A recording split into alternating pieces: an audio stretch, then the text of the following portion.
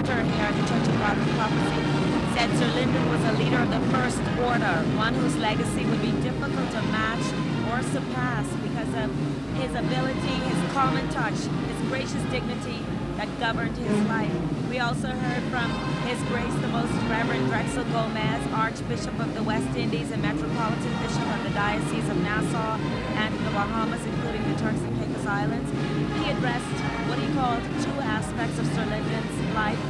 He reverenced him as a pioneer, saying Sir Lynden had a long list of firsts: the first black Bahamian Prime Minister, first Bahamian politician to represent the Bahamas at the United Nations, the first Prime Minister to widen the economic gap and to allow opportunity for all. In fact, he implored Bahamians to stick together and challenge the country leaders to widen this gap. Well, that is going to be the primary focus, I believe, of all of our leaders. I'm certain that no one can forget the events of this past week. All these events have brought us together as never before. And as has been said, this is what Sir Lynden Pindling stood for all his life and what he fought for as a politician. And so it's fitting that that unity is so obvious here today. And of course our prayer and our hope is that it will continue.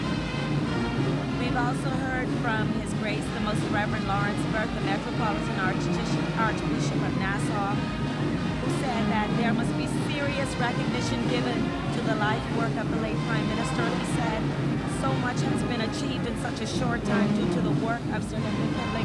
A lot of the work that continued even after 1997, work that Sir Lynden would have started upon his entering into government. He said whether one voted for Sir Lynden or not, each and every life here in the Bahamas has been enriched by the work of this Prime Minister.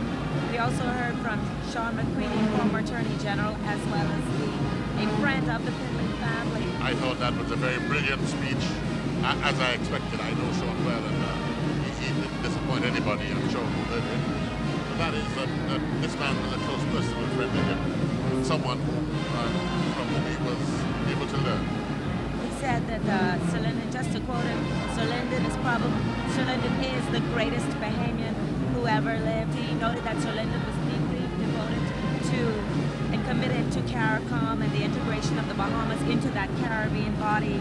And he joined with Sir Lynden's son Obi in expressing appreciation to now Prime Minister, the Right Honourable Hubert Ingraham, for all of his efforts during this time. In fact, he received a lot of commendations throughout today's service. Certainly the Prime Minister, the Right Honourable Hubert Ingraham, has handled this so beautifully.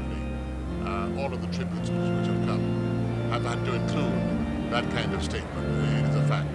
And it is evidence, too, that we are maturing as a people. Yes. And this is beautiful. And this forum even allowed for Mr. McQueenie to make a personal appeal to the Prime Minister to establish a holiday to honor Sir Lynden, to be called Sir Lynden Pindling Day. But we want to go outside to our Polyxonical. We'll end our chit-chat here and go outside to our Polyxonical, who's standing by. The body of Sir Lynden has already left the church here. Paulette, what can you tell us about the mood, the atmosphere out there? Oh, it's a very, very mournful atmosphere. Right now, the Prime Minister's body is being hosted by the honor guards as they make their way to lower him onto the cortege, where they will head onto East Street to Wolf Road, west on Wolf Road to Blue Hill Road, north on Blue Hill Road to Meeting Street, and west on Meeting Street to the cemetery. They are taking a slow march as they move to lower the body of the late Right Honourable Sir Lynden Oscar Pindling onto the cortege.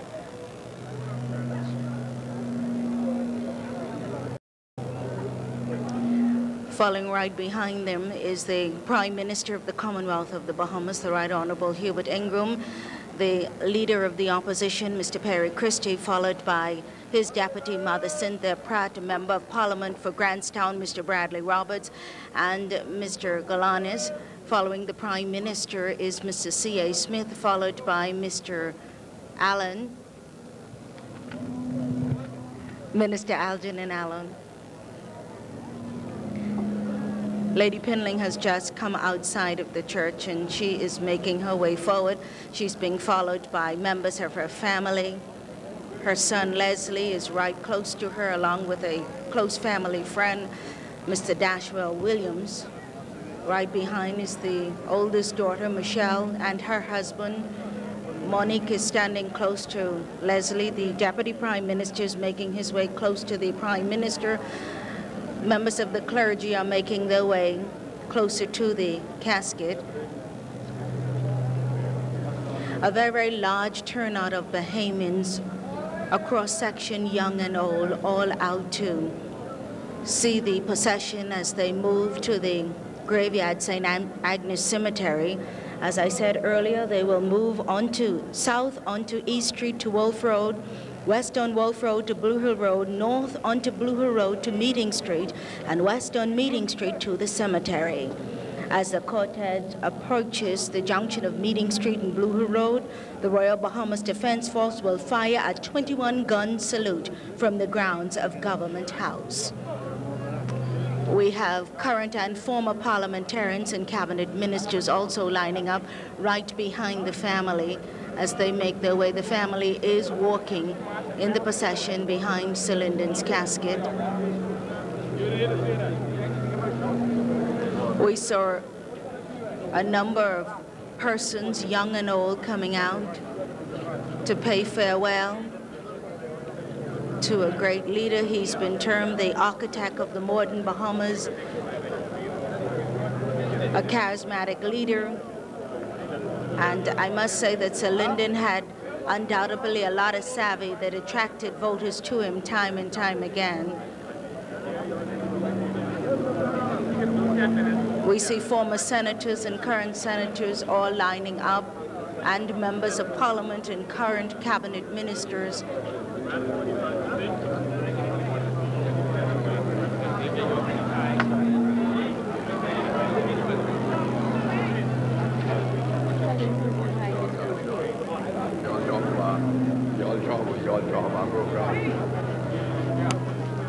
That's what you want to hear? I see a number of persons moving by. I see members of the clergy are also lining up behind, so there will be two groups of members of the clergy making their way to the graveyard as they organize.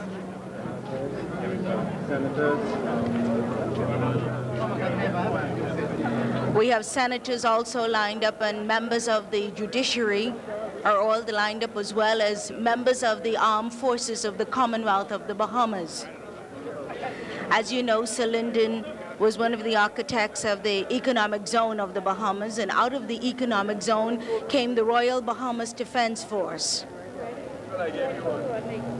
Members of Parliament are now making their way closer as they try to get the march on the way.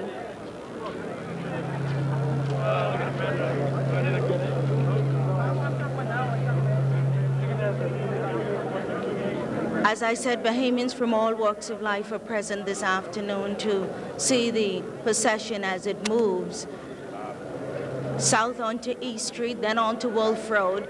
East Street is very, very significant, was very significant in the life of the late Sir Lynden Pindling. He grew up in this area. He visited all of the conventions of the Church of God of Prophecy and the Church of God. And he also, at the age of 5, one lady told me she can remember him coming in to the Grantstown Seventh-day Adventist Church at the age of 5. And so a large number of persons from a cross-section of our country are making their way to see the parade. Those who are not marching, members of the Progressive Liberal Party, stalwart councillors, all of them are draped fully in their attire to march as well. Persons from all walks of life are gathering to pay homage and tribute to our country's father.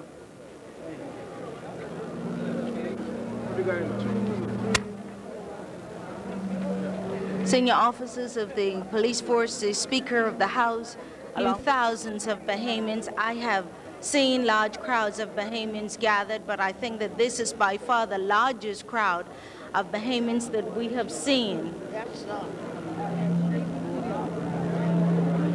As they make their way ready, I am sending it back to the studio to Michelle, but just before I do that, I want to leave with the words of Norman Solomon. Norman Solomon said that the late Sir Lynden Pindling was a great man, and that he leaves his country far better off than he met it. I think true words cannot be spoken. Michelle and Gail, back to you.